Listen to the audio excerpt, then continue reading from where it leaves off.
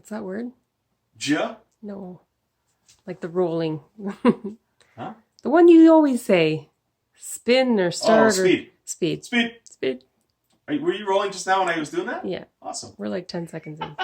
Travel Mammal coming right back at you guys. Today we are making something with the croissant rolls. You can get one of these guys in any grocery store. We haven't figured out a name for that yet, but we're going to call it a chicken croissant bunt / pie / roll.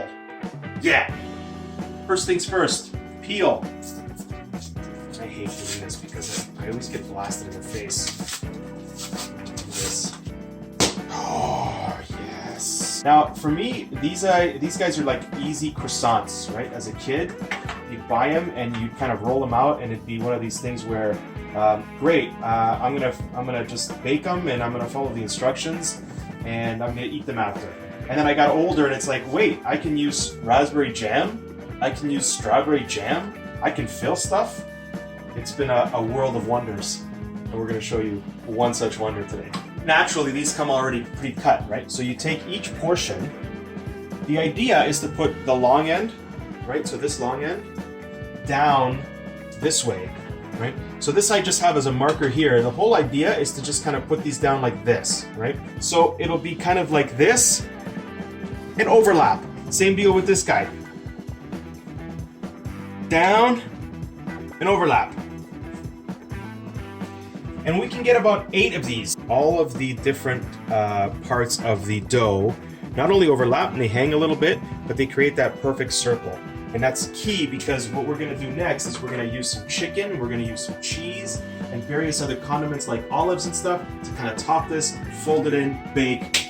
It's gonna be awesome. I had some chicken skewers lying around, so we're cooking up the chicken skewers. You could use anything for this. You can use salami, you can use any sort of cold cut you want. You can use beef, obviously. So chicken is going to be the base for this. Feels like a chicken knife. All right, so now that the chicken's done, comes the part where you kind of create a border and a base around the dough itself. With a good pair of tongs, you can get everything you need placed perfectly around the dough. Okay, so we've got the chicken laid down, a nice kind of circle of life here. We've got 2 different types of cheese. I'm gonna stack these cheeses, so I'm gonna put a Monterey Jack jalapeno on first as a nice kind of first base cheese layer. You can pick any kind of ingredients that you want and toppings. We've got olives here, green olives, we've got mushroom, we've got jalapeno pepper, we've got onions as well. This is looking good. Stacked. Jalapeno time. This is gonna be tangy. This is going to be spicy, and it's going to be cheesy. It almost looks like a food sun. It looks like the sun from over top. We're going to stack it with a little bit more cheese, and this is the fine balancing act. This is cheddar. Of course, you can use whatever. It's a matter of just kind of getting it in proper form, and then just rolling it up.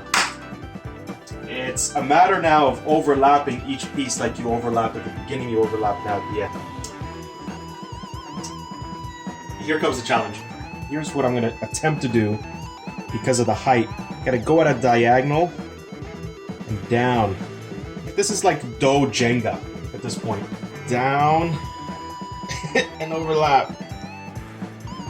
Keep the cheese on. Keep everything on. It's tricky because everything sticks, but if it all goes well, you have yourself a chicken dough pie that should be able to contain, for the most part, all of your ingredients.